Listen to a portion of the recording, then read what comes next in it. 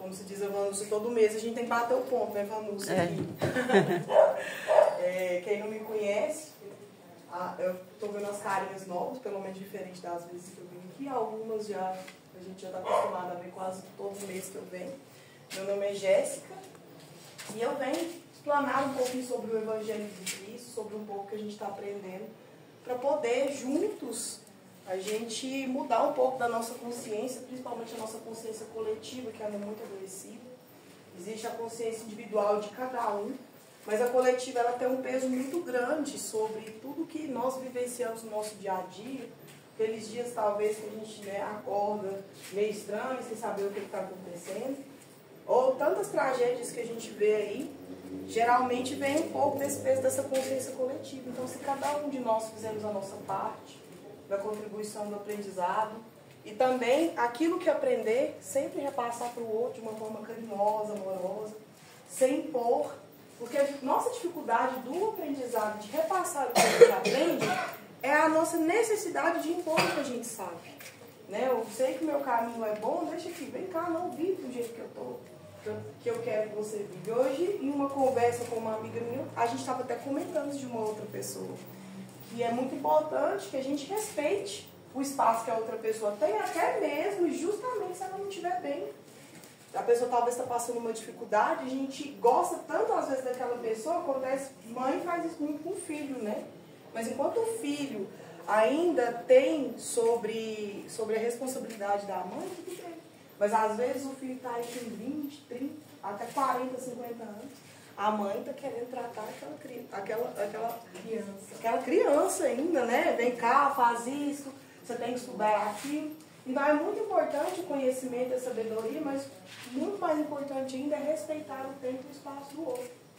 Madre Teresa de Calcutá conta uma história que quem frequenta o meio espírita já deve ter escutado essa história muitas vezes, mas é muito bom a gente sempre relembrar que ela conta que uma vez ela foi abastecer o seu veículo e ao chegar no posto ela vê um cachorro chorando sentado ali.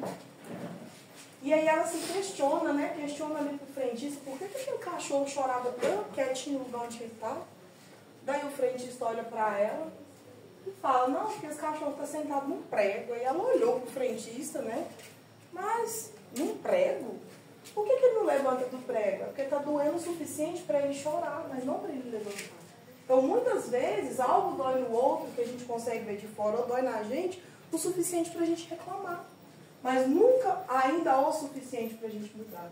Então, quando a gente começa a aprender que cada um de nós, a gente tem o nosso tempo e o nosso próprio espaço para as mudanças, a gente começa a respeitar o espaço do outro, as consciências vão mudando. A própria pessoa vai tomando a consciência daquilo que é necessário para ela poder realmente mudar o que precisa. E hoje eu quero falar sobre um tema que eu acho que, no geral, todos nós vivenciamos isso. Ou já vivenciamos, ou estamos vivendo, ou ainda vamos viver novamente, que é o vazio existencial. Que é aquele aperto no meio do peito, é aquele dia que você acorda e olha para a sua vida e para tudo que você já viveu e você se questiona se realmente foi essa vida que você escolheu, se realmente era isso que você queria para você. Então, segundo Jung, ele estabeleceu, Jung é um estudioso, né, da psicanálise, que o ser humano não pode sobreviver se sua vida não tem sentido.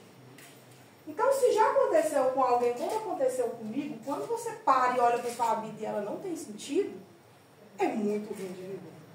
É como se você estivesse realmente vivendo tudo no automático. Então, você vai para o trabalho, quando você consegue ir para o trabalho, você trabalha sem ter nenhuma perspectiva de um retorno disso. Você está ali no meio da sua família, mas aquilo ali para você meio que tanto faz. E muitas vezes a gente prefere até se isolar, porque nada nos traz alegria, muitas vezes nos traz nem emoção nenhuma, a gente nem está alegre, nem está triste. É como se realmente tudo fosse um tanto faz realmente na nossa vida. Então, sempre que a gente luta para a nossa existência, nos empreendimentos que chamamos de conquista da felicidade, a gente quer conquistar algo sempre experimentamos e existe a euforia do êxito de chegar em algum lugar. Então a gente sempre está querendo chegar em algum lugar. Então, se eu tenho uma meta estabelecida no meu emprego, eu quero chegar em algum lugar. Se eu tenho uma meta estabelecida como família, a gente quer chegar em algum lugar. E isso vai nos ajudando a dar sentido nas coisas que a gente faz. Só que, infelizmente, a gente ainda usa os sentidos da nossa vida. Eu acredito muito que é sobre muito aquilo que a gente aprendeu desde sempre, as coisas externas. Por isso que quando a gente luta, as coisas vão perdendo muito sentido. Porque vira-se uma busca de alcance. Então, por exemplo, quando eu comecei a trabalhar muito tempo atrás, eu queria estar no lugar que eu estou hoje. Só que hoje, para mim, já não me satisfaz mais. Então, eu estou sempre buscando algo a mais. Só que se eu uso essas minhas conquistas como forma de algo material, ou se eu deixo isso ao meu entorno dominar quem eu sou, perde, logicamente, o sentido. E a gente começa a se questionar, mas por que perde o sentido se era tudo isso que eu queria? Muitas vezes a gente conquista algo que quer muito na vida e mesmo assim se vê sem sentido. Porque o que você busca faz sentido para quem a gente é em matéria. Porque a nossa mente, as coisas que a gente já viveu, está cobrindo quem eu sou no espírito. Então, tudo aquilo que eu busco vem para aquecer a matéria. Então, como eu não sou matéria, eu sou espírito, aquela busca ela vai se tornando um ciclo sem fim. Eu busco, eu conquisto algo, mas aquilo não me satisfaz. Por quê? Porque você não vai satisfazer a sua verdade. Você está satisfazendo a sua matéria. E em buscas repetitivas, a gente vai sempre buscando ao chegar a algum nível. Talvez várias pessoas até se questionam, né? Como que a pessoa tão rica, tão famosa, não sei o quê, já conquistou tudo, tem uma depressão ou alguma coisa assim. Justamente por causa disso. Porque toda a sua conquista material, ou seja, em várias outras coisas, ela vem usando para acalentar aquilo que não é a sua verdade, aquilo que só faz parte dela, mas realmente não é quem ela é de verdade. Então, por isso que muitas vezes, na busca do êxito, daquilo que a gente entende como que é certo, a gente acaba se sentindo um fracassado realmente, porque se busca. Eu acho que já aconteceu com várias pessoas, mas pelo menos quando eles me perguntaram o que eu queria ser quando eu era grande, eu nunca falei que eu queria amar as pessoas bem. Eu nunca falei que eu queria respeitar as pessoas, eu nunca falei que eu queria estar mais perto da consciência crística, que era a consciência de Jesus. Eu nunca falei que eu queria descobrir, né, quem era Deus realmente na minha vida. Eu sempre falei que a primeira coisa que a gente responde quando é pequeno, você fala que você quer ser grande, né? O que você quer ser? Não, eu quero ser grande. E depois você começa a passar um monte de profissão na sua vida. Ah, o menino quer ser astronauta, outro quer ser atriz de novela. Aleluia. E então, isso nos é condicionado desde sempre. Porque as crianças, a gente enquanto criança, a gente não aprendeu que as coisas externas, elas têm um grande valor e é muito importante. É muito mais fácil você conquistar certas coisas quando você está deitado numa cama confortável. É muito mais fácil para a Jéssica orar numa cama confortável do que dormir no meio da rua. Que enfrentando todas as adversidades que a chuva traz, enfrentando o sol, a fome, o frio, é muito mais fácil a minha posição. Então, sim, o mundo material, ele é muito importante. Mas uma coisa que a gente aprendeu até com Cristo, que a gente deve ser o Senhor das coisas e não o Senhor do dono. Por que o vazio chega? Porque tudo que está ao meu entorno domina quem eu sou. Tudo que está em volta de mim tem um poder muito grande sobre mim. Ele lança um poder muito forte de dominar toda a minha existência. Então, o ser humano ele tem uma facilidade muito grande de sair de um lugar, ir para outro lugar, em qualquer outro lugar do mundo. E pode ser tanto presencialmente como só em emoções, em palavras. Você tem rede social, uma pessoa, isso era uma coisa que não era uma realidade antigamente, mas hoje uma pessoa que está a muitos quilômetros de distância de você, você consegue acessar em menos, se a internet estiver boa, não estiver caindo, em menos de 5 segundos você já está conversando com uma pessoa que está muito longe de você. Só que ainda o ser humano peca por uma dificuldade. Ele consegue estar em vários lugares ao mesmo tempo. Mas no lugar mais importante que ele precisa de estar, ele não consegue, que é dentro dele mesmo. A gente não consegue estar dentro de nós. Para mim é muito mais fácil, talvez, eu fazer uma peregrinação. Eu vejo muito isso, eu gosto de de respeitar muito a fé das pessoas. Eu vejo pessoas peregrinando, fazendo as caminhadas de romaria e todas aquelas coisas. Eu acho muito bonito, porque é muito tradicional e cada um alimenta a sua fé da maneira que quer. E aí as pessoas, eu já acompanhei, né, pessoas fazendo essa caminhada e você vê o sofrimento daquelas pessoas. Mas é muito mais fácil estar naqueles estágios, né, de sofrimento físico, de caminhar, de passar sede, de dor nas pernas, do que você caminhar para dentro de si mesmo. Quem é que já tentou se olhar e ver quem é? Então, é muito mais difícil. Né? Então, vou ali fazer uma caminhada, porque desse jeito eu estarei alimentando a minha fé. Aí é uma confusão distorcida, já é uma coisa que já vem distorcida. Porque a gente até entende que fé é acreditar em algo que está longe de nós. É um Deus que existe longe de nós. Antigamente, quem dominava o mundo era a igreja católica. Então, os padres, né, tinham poder até sobre os reis. O que o padre falava, aquilo estava feito, pronto, acabou. Então, isso, ele vem meio que de uma tradição. E hoje em dia, a igreja católica perdeu muito a sua força e ela ainda dá uma lutadinha.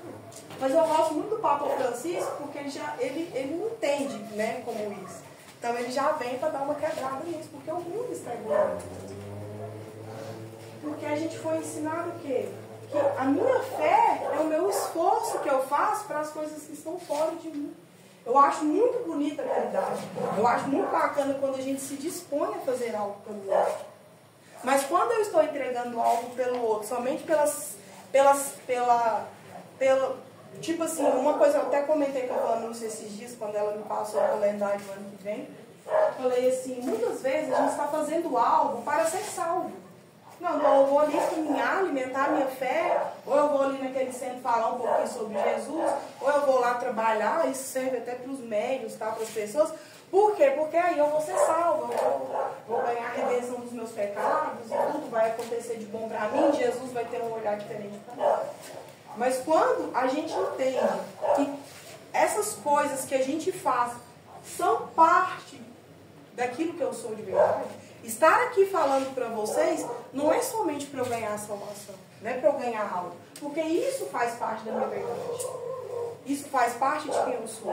Então, quando eu estou numa casa espírita trabalhando, a gente não deve estar somente para que a espiritualidade amiga me proteja, ou para que não sei o que, porque isso faz parte de quem eu sou. Então, em todos os lugares em que eu estou, quando eu tomo consciência que eu sou de verdade, eu não estou ali por aquelas coisas que estão comigo. Eu estou ali porque aquilo faz parte de mim. Então, quando a gente começa a estar mais presente e mais próximo daquilo que a gente é em verdade, as coisas do mundo externo, elas perdem um pouco a força de nós. E esse é o nosso caminho que a gente deve sempre percorrer. Por que que os vazios, eles tomam uma proporção muito grande da gente? Porque o vazio está desse tamanho aqui. Mas em vez de eu olhar para ele, eu estou ocupando a minha cabeça com um monte de coisa. O tempo todo a minha cabeça está um monte de coisa. Eu preciso colocar um monte de coisa. Eu não aprendi a silenciar para escutar o que eu sinto. Eu não aprendi a silenciar para escutar o que Jesus quer me falar. Então, muitas vezes, quando eu sinto uma angústia muito grande, eu vou correr para alguém que possa falar aquilo que eu ainda quero escutar. Porque se eu for em algum lugar, vou pedir um conselho para minha amiga, ô Vanúcia, aconteceu isso e isso comigo, eu estou bastante chateada. Se ela falar algo que é contra aquilo que eu acho que é certo para mim, ainda eu vou sair falando mal dela. Mas o porquê? Porque a gente quer encher a nossa mente de informação. A gente quer ficar muito longe daquilo que é a gente de verdade. É como se a gente tivesse... É como não, né? A gente tem medo até de se olhar no espelho. Quem é a pessoa que consegue ficar um tempinho se encarando no espelho, se olhando ali dentro do olho dele? Como isso é difícil para nós. E quando eu falo isso, muitas vezes a gente até tem um certo pavor da aparência física que a gente carrega, né? Porque a pessoa pode ser a mais bonita do mundo. Algum defeito ela vai arrumar ali naquela hora. Ah, isso não tá bom, isso que eu tenho que ajeitar. Mas não é nem por isso que a gente não olha no espelho. Ali diz uma das maiores verdades. Ali você consegue olhar dentro dos olhos, do coração, da sua própria verdade, dentro do coração do seu espírito. É como se você conseguisse olhar.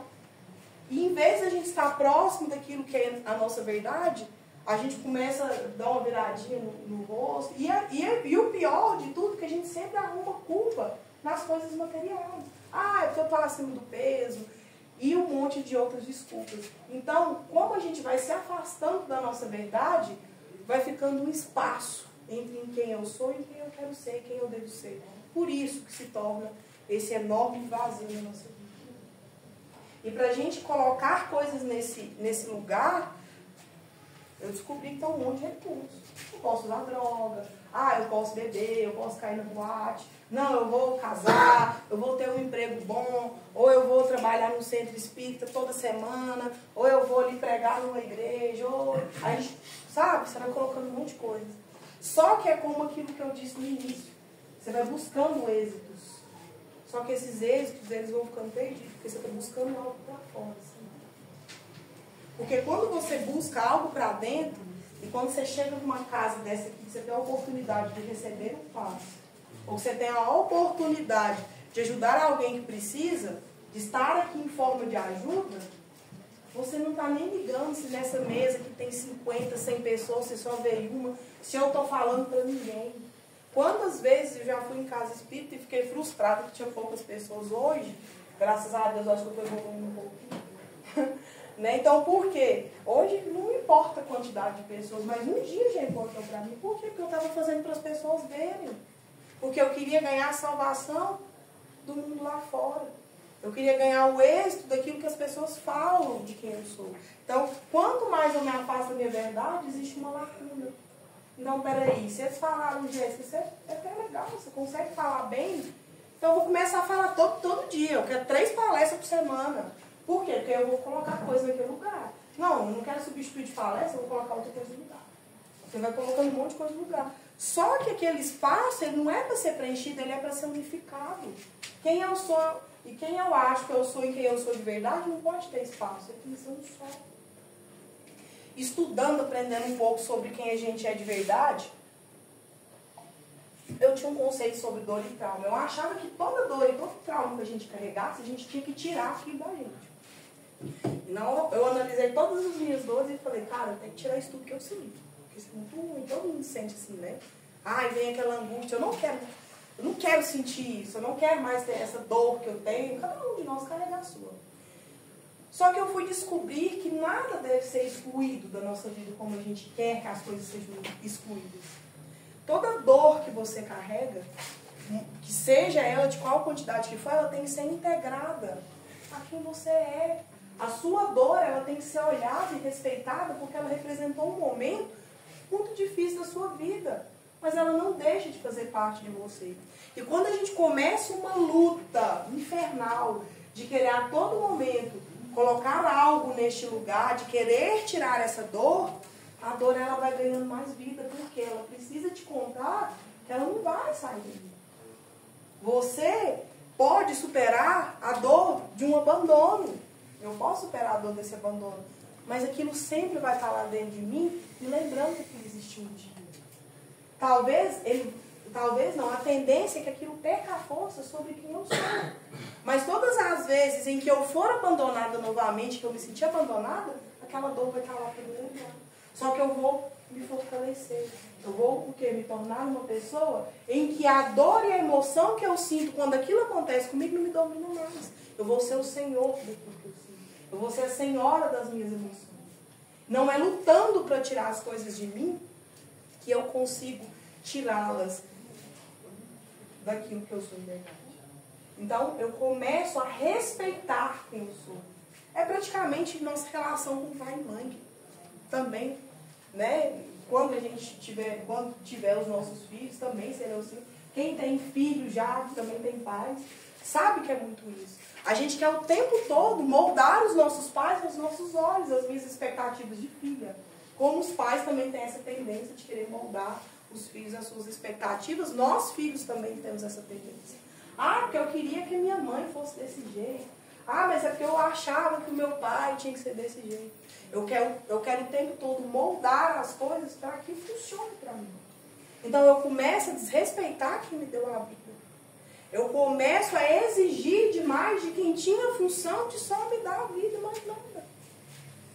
Qual que é a função que um espírito, dois espíritos têm quando eles se unem, né? Quando tem a possibilidade de gerar a vida e cuidar daquele ser da forma que pode e como consegue durante o tempo. Só que aí eu cresço, eu sou uma adulta, aí eu começo a olhar para trás e vejo aquele imensidão de dor. E aí eu também não quero perdoar o meu pai porque ele foi embora. Eu não vou perdoar minha mãe porque minha mãe ficou lá sofrendo com a dor do meu pai e não me deu atenção. Então eu quero dominar essas pessoas e fazê-las enxergar o tempo todo que eu que tenho razão. Olha, pai, mãe, como vocês foram cruéis comigo, com quem eu sou de verdade. Então são essas coisas que vão fazendo as nossas dores cada vez serem maiores e mais difíceis de lidar. E a gente ainda tem uma coisa muito triste, né, na nossa, que eu acho que é uma tristeza. Todos nós temos uma bengala psicológica, assim, que a psicologia chama, que eu aprendi. Todos nós temos o tempo todo algo para nos escorar. E é muito engraçado que durante todos os estágios da nossa vida a gente vai mudando. Uma hora minha bengala psicológica é meu emprego. Depois, não, já não é meu emprego mais, já é um relacionamento. Depois eu passo, eu vou trocando, sabe? Aí hoje é bebida, amanhã é isso, depois é aquilo. Então o tempo todo eu quero me escorar em algo. Porque caminhar com as minhas pernas exige esforço. Exige aprender a escolher. Exige aprender a bancar aquilo que você sente. Então o tempo todo eu vou ter uma bengala psicológica. Se o meu emprego estiver dando errado, pelo menos eu tenho aquilo ali. Ah, não, minha mãe está muito chata. Não, mas pelo menos eu tenho um emprego. Aí você começa a jogar. Né? Jogar a sua existência tudo nas costas das pessoas. Então tudo que deu errado para mim até hoje é culpa das bengalas que não conseguiam me segurar naquilo que eu precisava. O tempo todo eu estou me relacionando com todos os aspectos da minha vida, não para que eu tenha uma troca legal, uma troca fundamental, mas é para que eu seja o tempo todo o consolo daquilo que eu sinto. Olha, que você vê, eu sou uma pessoa que tem um monte de dor. Vem cá, pelo amor de Deus, e acolhe a minha dor. Hoje eu vi até um tapezinho de uma pessoa que eu gosto de estudar com ela falando sobre isso. Que a gente, às vezes, a gente é tão infantil, mas o adulto ele é tão infantil que tem hora que a gente olha até os nossos patrões, as pessoas que a gente trabalha, como se fosse o nosso pai e a nossa mãe. Que o tempo todo, todo mundo tem que ficar me ofertando, me oferecendo coisas como se eu fosse realmente uma criança. Porque o tempo todo eu estou escorando em algo.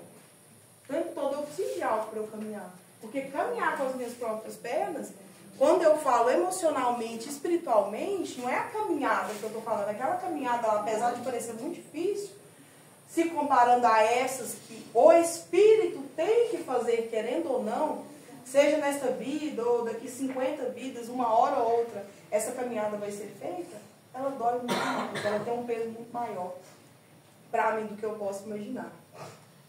Então, o que acontece com a maioria de nós é que a maioria de nós encarnados a gente ainda dorme um sono profundo. Por quê? Quando eu falo, quem está dormindo é o meu espírito, a minha verdade. Porque eu estou acordado para tudo que existe aqui em volta.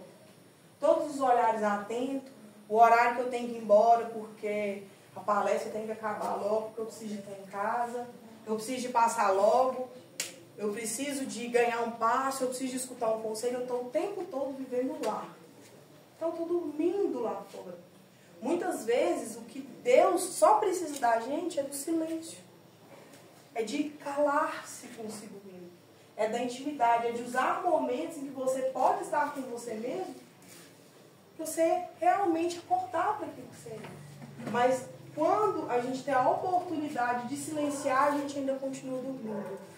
Você quer dormir para aquilo que você sente. Você quer dormir para aquilo que você é de verdade. Então a nossa sociedade é uma sociedade ainda doente, que dorme o tempo todo para as coisas necessárias. E quando a gente acontece uma coisa ruim na nossa vida, que a gente ainda, né, dá o nome de coisa difícil, coisa ruim, nossa, que fase difícil, isso talvez seja só Deus te dando uma cutucadinha e falando assim, vamos acordar, já está na hora. Até tem eu estou ouvindo muito essa metáfora do trem, né? Que o trem, ele está passando. Se você pega o trem errado, ele está andando. Só que você tem que voltar para o seu lugar que é certo. Quanto mais você deixa esse trem andar, mais difícil é a sua caminhada de volta. Então, quanto mais tempo eu durmo, mais tempo eu perco. Quanto mais tempo eu deixo passar, mais difícil é para mim. E todos nós somos movidos por um desejo central. Algo que nos move. Existe algo dentro de mim que todos os dias me motiva a acordar, a trabalhar, a conquistar algo. E cada um de nós cria-se dentro daquilo que sabe, dentro das suas crenças, dentro daquilo que acha que é certo e que é errado, o seu desejo central. Eu aprendi que o meu desejo central é esse. O meu desejo central é que todos nós temos um individual. Só que quando, para a gente finalizar aqui sobre o vazio que a gente sente, só que quando a gente se sente muito perdido, ou que a nossa vida está completamente vazia, não seria a hora de eu começar a olhar para mim e falar assim, o que eu tenho valorizado na minha vida? O que é, de fato, o valor das coisas que eu tenho? Jesus já veio nos dizer, né? Onde está o seu tesouro, ali está o seu coração. Aquilo que eu valorizo na minha vida é aquilo que movimenta toda a minha vida. Então, se eu vivo reclamando da minha vida, que a minha vida está muito ruim, aí eu preciso começar a olhar as coisas que eu valorizo. Aquilo que realmente tem peso, tem valor para mim.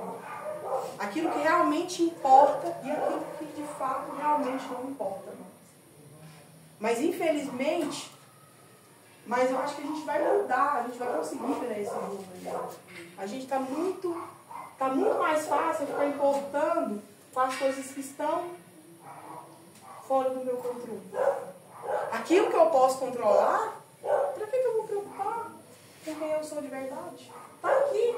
Porque Jesus, Deus, né, que é o Criador de tudo, Ele é tão bom. Ele sabe que seja daqui 1 milhão de anos, 50 mil encarnações depois, eu vou me encontrar. Só que quanto mais eu deixo esse trem embora, mais difícil é a volta. E o peso das nossas responsabilidades, eles estão chegando. Por quê? Porque a gente já não é espírito criança mais. A responsabilidade de ser quem somos, eu não estou falando de idade carnal, não é meus 32 anos, não. Estou falando de um espírito vivido em várias reencarnações. E quando chegam essas coisas difíceis na nossa vida, sem entendimento nenhum, é só pra gente acordar. É aquele chacoalhão da sua vida, tipo assim, você está valorizando o que de verdade? Você já entendeu que você é espírito, que isso aqui é só uma viagem? E que esse trem está passando na sua vida, você está entrando num trem que não é seu? Isso aqui é só uma viagem, não vai passar. E você vai ter que retornar para o seu caminho. Ou você vai ter que parar aqui e esperar o trem que vai te levar no seu caminho. Mas quanto mais eu deixo esse trem embora, quanto mais eu perco oportunidades, quanto mais trens passam na minha vida, eu entro em trens errados, eu procuro coisas mais difíceis para eu estar perto, mais difícil é de eu voltar para casa. E essa casa é aquilo que Deus preparou para mim. É a minha herança em vida. Todos nós temos uma herança, que às vezes a gente chama de destino, mas na verdade é herança. E essa herança é uma herança divina. É o que Deus me deu. E eu posso começar a viver essa herança aqui na terra. Mas para isso eu preciso despertar a minha verdade. Porque quando eu falo de herança, todo mundo deve ter pensado assim, nem herança eu tenho, porque meu pai e minha mãe não tinham nada. Tudo que eu trabalhei foi para conquistar, mas eu estou falando da sua herança que vem de Deus. Mas é uma herança que muitas vezes ela é material também. Muitas vezes a sua herança ela é emocional também. Muitas vezes a sua herança está dentro de uma família bem construída também. Faz parte daquilo que somos. Como eu falei no início, é muito mais fácil eu orar para Deus e pedir a Deus que me guie, me ilumina, me orienta, me guarda, do que uma pessoa que está dormindo na rua. Então tudo faz parte. Sejamos mais gratos pelas oportunidades que a gente tem. Porque tem pessoas precisando de evoluir em situações muito piores do que a nossa. Isso já é um motivo suficiente para que eu possa começar a olhar com mais gratidão para aquilo que eu já tenho. E não para aquilo que eu quero ter, que eu acho que eu devo ser, que eu vou ser. O primeiro olhar ele é sempre... o primeiro olhar ele tem que ser sempre o interno. O que isso está querendo me dizer? O que isso representa para mim? Quem é Deus na minha vida? O que esse Deus está querendo me falar? Uma coisa que eu aprendi nos últimos tempos é ter intimidade com Deus. Se vocês já tiverem ouvido eu falar isso, peço desculpa, mas para os que não ouviram foram a primeira vez, tenham mais intimidade com Deus. Quando eu falo em ter intimidade com Deus, é você conversar com Ele igual você conversa com um amigo. É falar assim, ó Deus, eu não estou conseguindo, isso aqui para mim está muito difícil. Pega na minha mão e me ajuda a atravessar isso. Aí você vai sonhar com a solução. No outro dia a solução vai aparecer no rádio, a solução ela vai aparecer na mensagem, ela vai vir no seu coração o que você precisa. Mas para que Deus possa atuar na minha vida, eu preciso ser íntima dele. Eu preciso entregar para Ele os meus problemas. Ele sabe todos os problemas que eu tenho. Mas Ele é tão bom. Ele não vai pegar aquilo que eu ainda não estou preparada para soltar. Se a dor é algo que eu ainda não estou preparada para soltar, Ele não vai tomar ela da minha mão. Eu preciso falar, Deus, agora essa dor já cansei, já judiou demais de mim. Mas eu preciso de falar, de sentir, para que cada vez mais esses vazios que a gente sente dentro de nós, eles sejam corrompidos, eles sejam integrados, eles sejam respeitados dentro de nós. E no lugar de todos esses vazios, permaneça a minha verdade, o amor em vida, o amor em espírito e tudo aquilo que nós somos, sem abdicar de toda a nossa herança, de tudo aquilo que realmente é nosso por direito. Muito obrigada a todos, tá? Pela atenção. Muito obrigada, Vanusa. Fica com Deus.